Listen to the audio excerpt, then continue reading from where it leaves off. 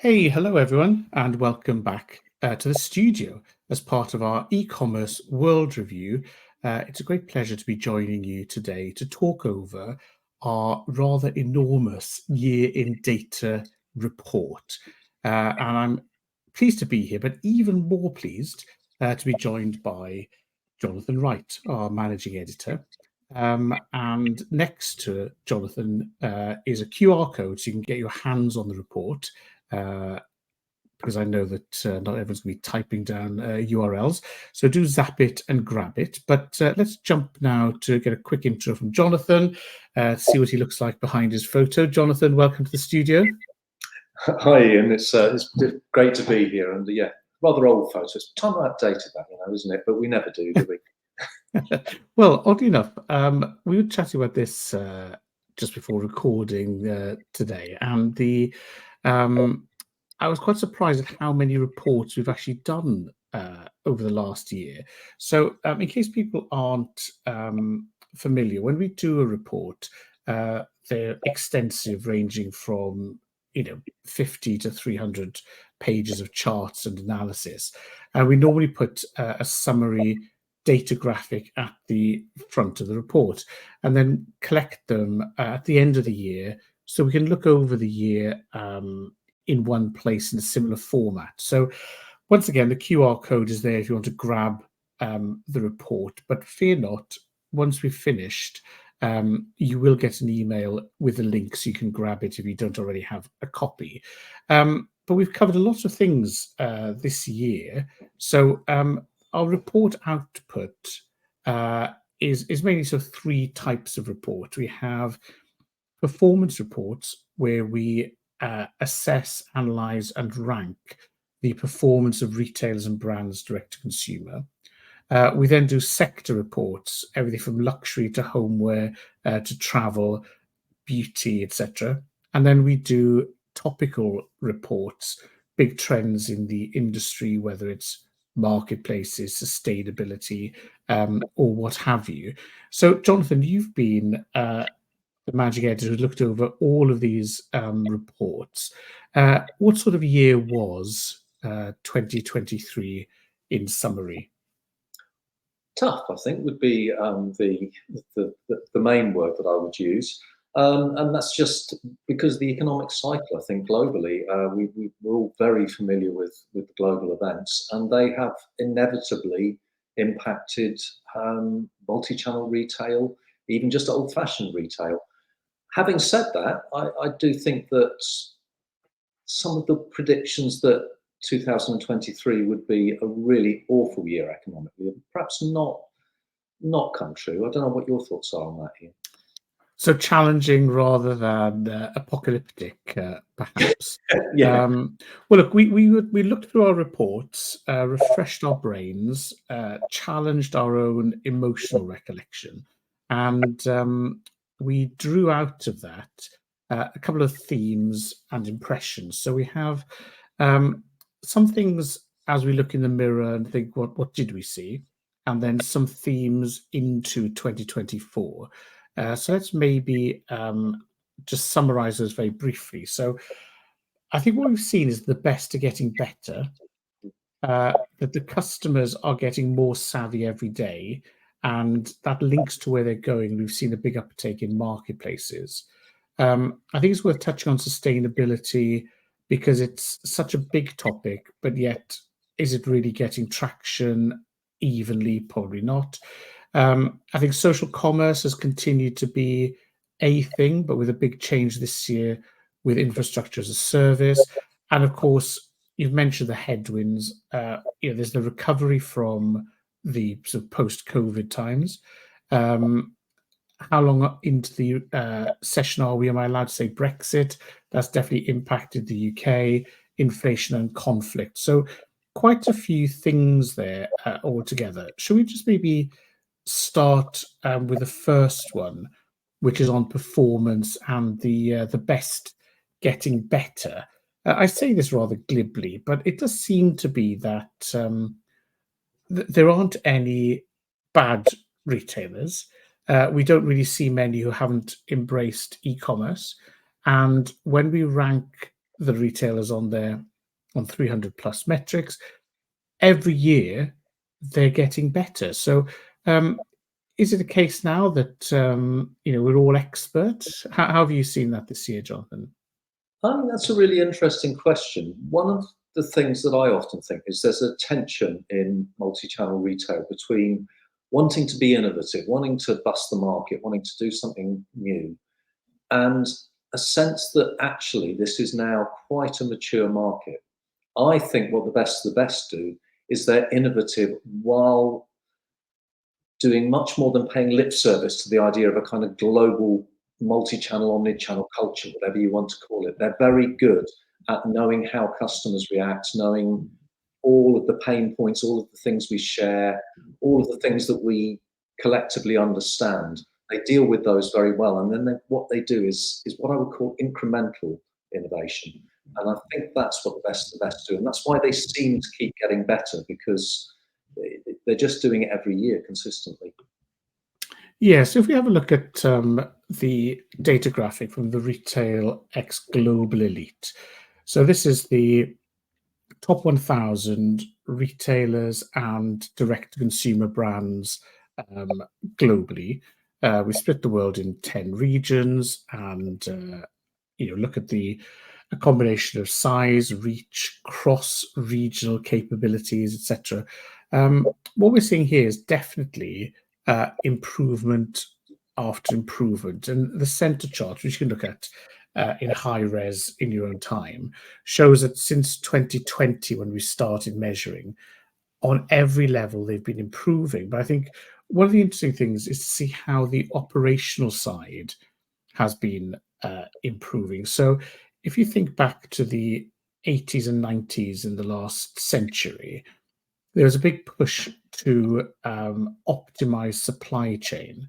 And when we moved towards digital commerce in the noughties, late 90s, it was very much as if e-com was built separately and then accelerated quickly with a few elastic bands tying us to these optimized supply chains. Whereas I think the last decade has shown that this cyclical investment cycle in everything from order management system to warehouse management to supply chain has seen those become more digital, more capable. And together, it seems to be a case of 1+1 = 3. So I think the old optimized retail is catching up with the new optimized retail with some significant performance gains.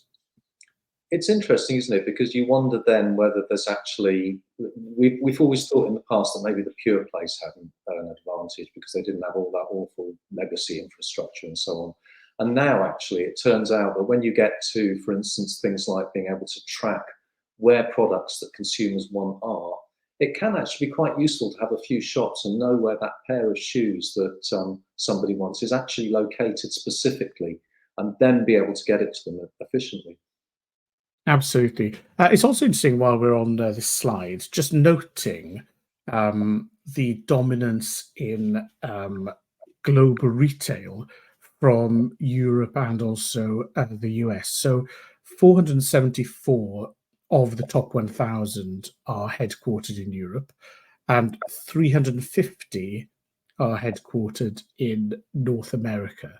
So, we're looking at 80% of the world's top retailers coming from these two regions. Other regions are growing, but again, it's very much a center of gravity there. Can I slide onto another topic while we look at this? Because it does give us a global view. The center chart is looking at the type of business and then the visits they get.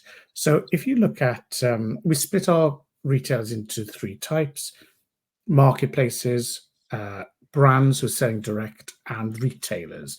Now, of course, a lot of the retailers, so the retailers are selling other people's brands, but the brands are selling themselves via retailers and on marketplaces. So they get the triple whammy. We also see that retailers are themselves becoming marketplaces. So everyone from Decathlon, Carrefour, Boots, etc., are picking up on marketplaces. But when we look at this, we are seeing that over 70% of the traffic to the top 1,000 goes to marketplaces. So what's happening here? Is this the end of retail? Is everything going to become a marketplace, Jonathan? What is this magnetic attraction of marketplaces? It's interesting, isn't it? I think it's still a developing area, but I do think a lot of this has been driven over the last couple of years by consumer behaviour. People are looking for good prices. Um, a simple example and a personal example. I like to buy illy coffee. If I go to Amazon, every so often the price comes down to £5.50 for a pot of illy coffee that cost me £6.80 in the supermarket. Effectively, I'm using Amazon as a marketplace to buy that kind of item. And I think that that's certainly one of the factors in there. I think the other factor is just people have got used to marketplaces now. It's taken a while. We've come a long way from eBay seemed a bit strange and a bit of an extension of classified ads. It's now a very established and sophisticated part of the market. And Yes. I think brands often and retailers are cautiously but more imaginatively engaging with marketplaces. So there's more there to find as well. All of these things Yes. sort of add up together. And I think where we also see the market maturing. So if you look at a country like France, where their big retailers were very slow to adopt e-commerce, marketplaces rushed towards the customer and said, "We understand online payment, single basket. We can get the stuff to you." And so marketplaces grew out of proportion to the rest of Europe in, let's say, France. Same as you're saying about eBay, is that that's gone from simply customer to customer to being a multi-leveled approach, from new to product launches to market testing. So if you're not sure about opening, let's say in Turkey, you can use a Turkish marketplace. Likewise, places like Allegro in Poland, which have a great grip. So we've seen that maturing of the capability. We've also seen younger demographic countries like a Turkey, where the marketplaces have been the first to take the youth consumer. And lastly, I think we're seeing the retailers looking to marketplace technologies to give them the infinite aisle. Now, I'm old enough to remember the first movers in e-com were either people from a mail order background, because they understood the idea of something comes in via post and you send it out via post. Very simple, just replace that digitally. But also a lot of the big department stores who would have thousands and thousands of brand relationships would be able to do things like special order, extended ranges, dropship. This was their analog way of business, and that's now being converted to online. So if you look at someone like a Decathlon, already highly authoritative, hundreds of thousands of SKUs, opening up with new sports and authority using third-party vendors. I suppose the question would be, is there a natural top to this? We know that no one ever takes 100% of the market. Brands will still exist, etc. But it seems to be the ones getting squashed in the middle of this are the retailers. Any predictions for what we're going to see in the 2024 marketplaces report, Jonathan? I think the idea of retailers being squashed is quite important there. By that, I mean that being in the middle market is often a very, very uncomfortable place. And it does seem at the moment that a lot of retailers have found themselves there. Having said that, that's an opportunity to reinvent and reinvigorate, because retailers still have good relationships with customers. They still have a customer-centric way of doing things. They can respond here, but there are certainly challenges, yeah. I think that customer centricity is definitely a very good point. So that's definitely one that we'll be looking at into 24 as well. We talk about demands and pressures, and one of those big demand areas is, of course, sustainability. Um, what's interested me about sustainability is this is an area where the individual staff members, the leadership all agree it's important. The consumer is telling us it's important, and governments are increasingly getting involved in terms of recycling, waste management, etc., etc. So it seems like everybody thinks it's important, but there isn't one person in the organization you point to and go, Jonathan, you are Chief Sustainability Officer, sort it all out. So it seems like it's everywhere, but yet not particularly well defined. How have you seen uh, sustainability over the year? Because from my perspective, it's now in every single report we do somewhere because it's such an important dynamic, whether you're doing packaging or luxury products. It's one of those glass half full or glass half empty questions, isn't it? If you're going glass half empty, it's like everyone's just paying lip service to it. It's greenwashing. It's this. It's that. The opposite side of that is if you think about something like the growth in the second-hand market, that's a very, very real thing. It's linked to sustainability. It's linked to that idea that younger consumers who are savvy, maybe haven't got much money, still want quality. So what they're doing is they're actually going out and they're buying unusual one-off items. So once you get that kind of momentum beginning to develop, and I would have said that was actually a more important development in the market than people have realized, it becomes a kind of inevitability. It's just that we haven't quite seen the institutional structures built up around it yet, I think. I think that's what you're picking up there. Would you agree? Mm.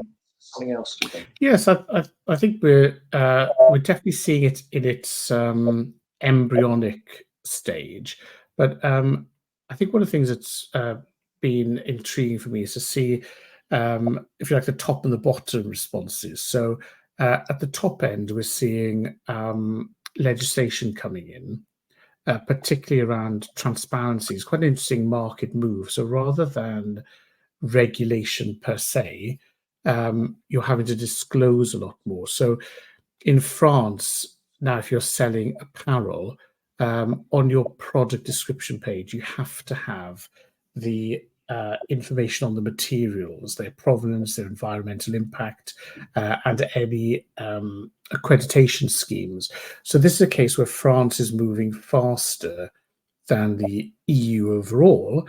But I think it's a fairly certain bet that a combination of market forces and following a good idea means we'll see this coming in across Europe and increasingly into other um, product categories as well. So I think that's interesting in terms of the consumer's conversation with products before purchase. But also then on the packaging and operational side, where we're seeing a lot of demand now that products packaging is much more environmentally sustainable. Um, one big example is this, if you like, a dichotomy between consumers saying to us, we demand that the packaging is both sustainable, possibly reusable, but definitely the minimum amount needed. But then when you ask them, will you pay more for it? They go, absolutely not. The Gen Xers and boomers um, are the ones who are least concerned, according to our surveys, with recyclability, but also the most willing to pay. So as if they mentally see there's a recycling tax, but yet the youngsters say we demand you to be more sustainable. We're not going to pay for it. Is that a fair characterization, Jonathan, or am I misrepresenting the generation gaps here?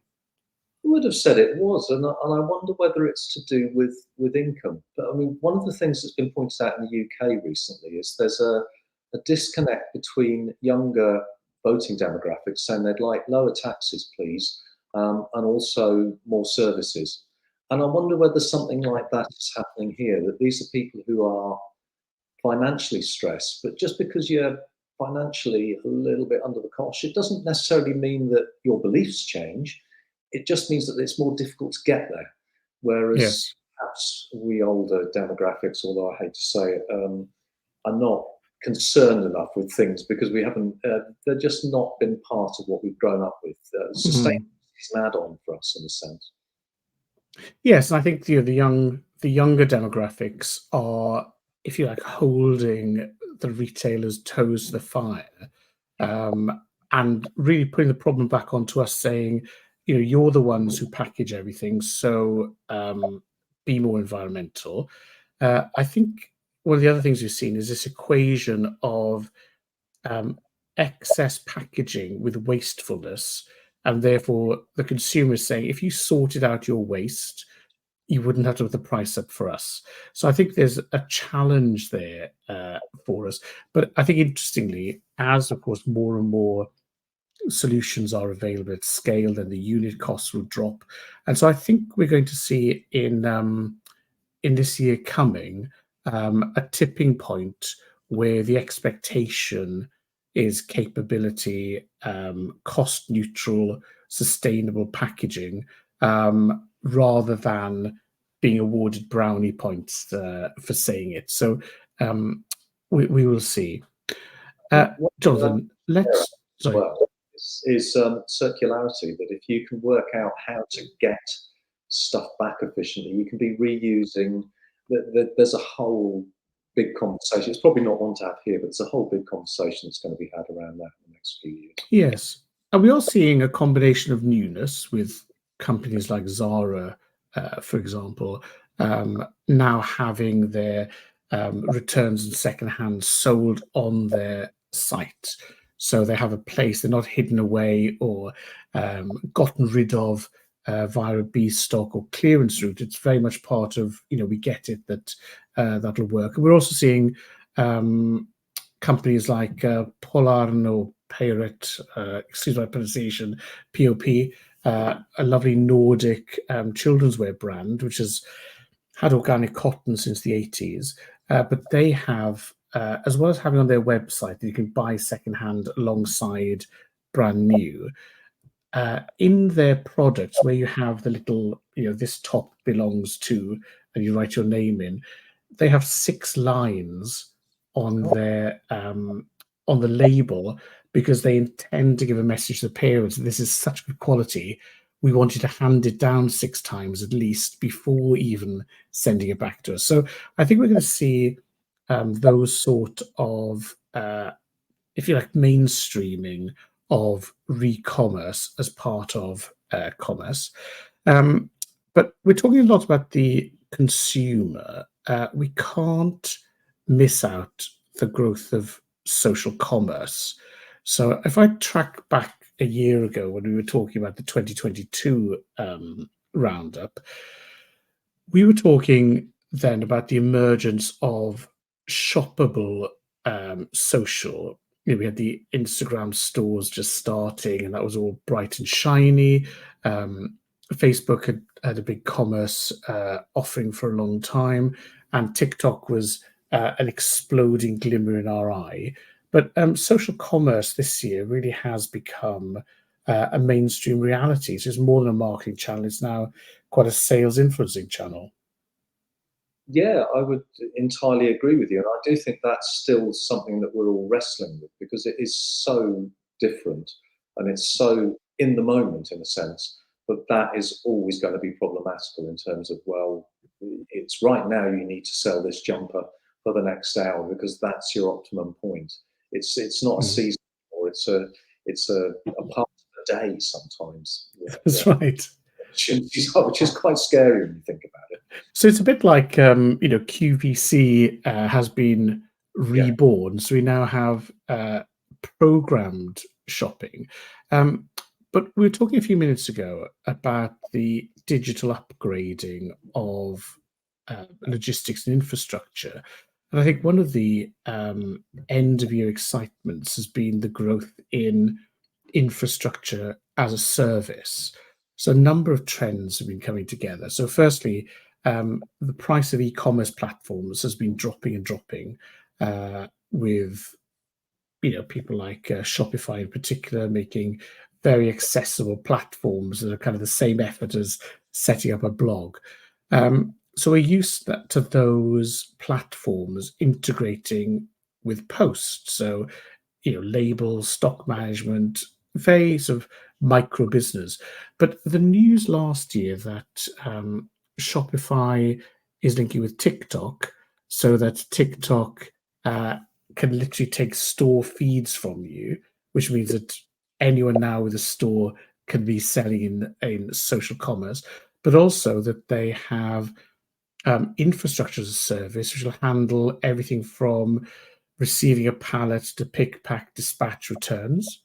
We then have Amazon, who've made their Prime service available to all, so Prime as a service, also opening up their supply chain as a service. So it seems, Jonathan, as if you and I could sit down, credit card, bank statement, and we could be up and selling in no time, with Prime capability on the social channels of the world.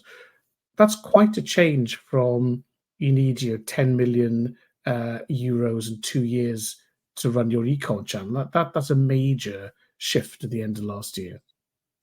Definitely is. Do you remember the turn of the millennium when everyone went to the market to borrow money to set up .coms, and it was VCs and all of this kind of thing. Yeah, it's a huge change.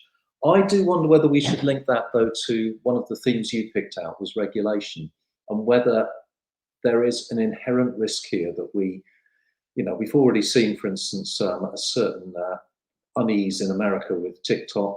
As I think there's a similar lack of ease about Amazon in Europe, that whether as these companies become so successful, they become kind of marketplaces, come retailers, come social networks, come video streaming platforms, that the regulators will begin to cast a very, very wary eye over that. Because while it can enable people to get into the market, they're effectively controlling the terms that you get into the market. Mm.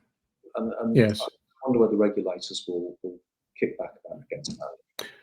Yeah, well, we've seen that in Europe with Apple being taken to task about fair contract terms for non-Apple apps or apps that don't want to pay the fees and commissions to Apple to get on to the iDevices. So Apple's saying, "Oh, it's vital for our quality of service and security," and everyone else saying, "Come on, we can have a free market, please." We have Google being taken to task not for the provision of paid advertising services, but for whether they are getting and giving preference themselves.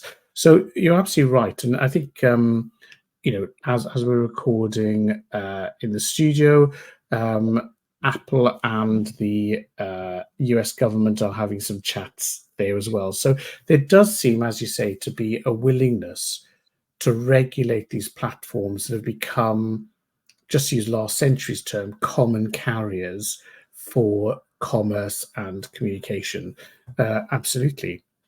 So look, as if that isn't enough to be getting on with, let's have a look at what we see for, it's not even next year, it's the year we're in now. So for the rest of 2024, as we're writing, some of the things we've been looking at, we've covered, I think, the regulation and disclosure. Things we're seeing on the horizon, firstly, the 360 reports, worth talking about those very briefly. Following massive demand, basically people saying we don't have time to read the top 1,000, then read your market report about the economic, demographic, market opportunities in a given region, and then read your consumer report.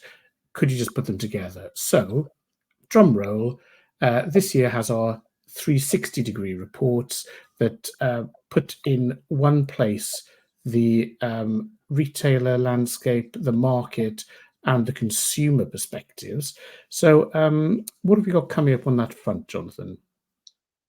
Let's just highlight one, because I think it's one of our biggest reports of the year.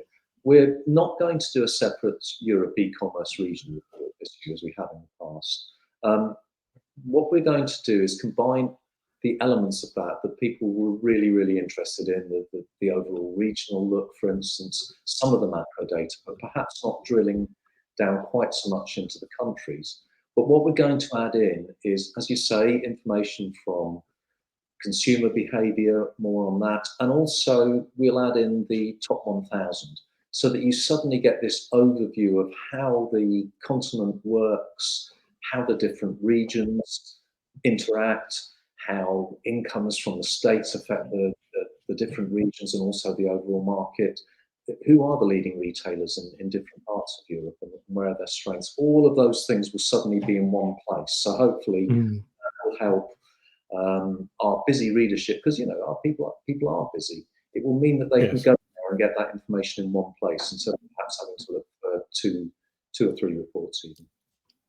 Great. And we do about 40,000 consumer surveys every year, and obviously publish those in our reports. But for this year, from May, in fact, we will have available via RetailX direct access to the consumer report. So we're going to slice and dice it by generation, by sector, by country or region.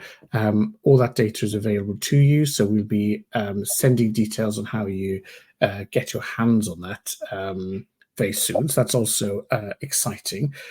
A couple of other things that seem to be all over the place this year are retail media. Everyone's talking about retail media. So tell me, Jonathan, that we have a report coming on retail media.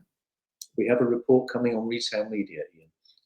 There we are. Also tied in with our spring festival. So on 14th of May in London, we have a 4-track festival of retail topics. So we'll be discussing retail media there.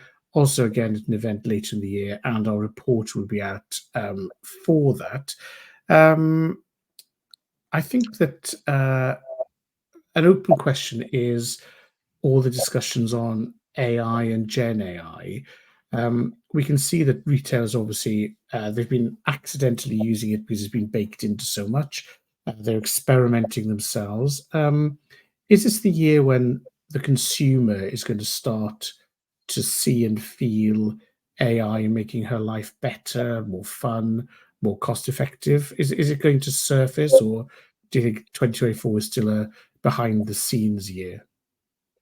I think that's a really interesting question. For one, I'd link that actually to what we've talked about in terms of governments beginning to look at what's going on and what tech companies are doing.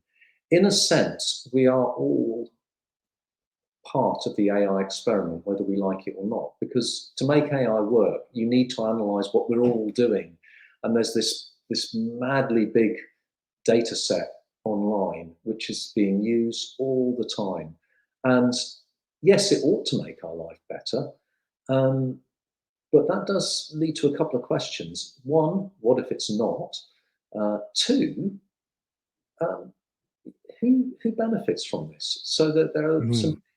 I don't like talking about ethical questions sometimes in these kind of webinars, because you can look a bit sort of floppy and wet. But I do think this is really, really important. I don't think we've yet really begun to unpick what AI means and who should benefit and who should own it and how transparent. All of these things are really, really important. So back to transparency and a nod as well at value, because we see the consumer is obviously somewhat price conscious, but even behind the price consciousness is a value consciousness. Is if they're paying more, they want to be sure they're getting more. So there's a clear and transparent exchange. So it will be interesting, I think, as retailers remain under cost pressure, wanting to provide value, how AI will help there, but also whether the consumer will see that as valuable. So I think that's a good point on which to end there, Jonathan. Our time in the studio is nearly up. I will just remind everybody that if they're thinking, Easter weekend, so boring, daffodils, family, eating roasts, the nut loaf. What I need is to read 42 amazing reports. Feel free. There is the QR code. You can get the reports and the summaries so you don't have to read them all in one go. We will, of course, continue surveying and analysing the sector, and we will be back in what seems like a very few months to look at the review of 2024. But until then, Jonathan, there's quite a lot of writing, researching, and reviewing to do. So thank you for taking the time to join us in the studio. If you, dear viewer, have any questions at all about any of our research, do remember that our charts are available for download, free to use under an Attribution Creative Commons license. If you want anything for a presentation, you want the PNGs, you have any questions, drop us a note. research@retailx.net. We'd be very happy to hear from you and also to give any help we can. But for now, it's thank you for spending some time with us. Jonathan, thanks to you. And all that remains is to wish you all very happy trading. Thank you very much.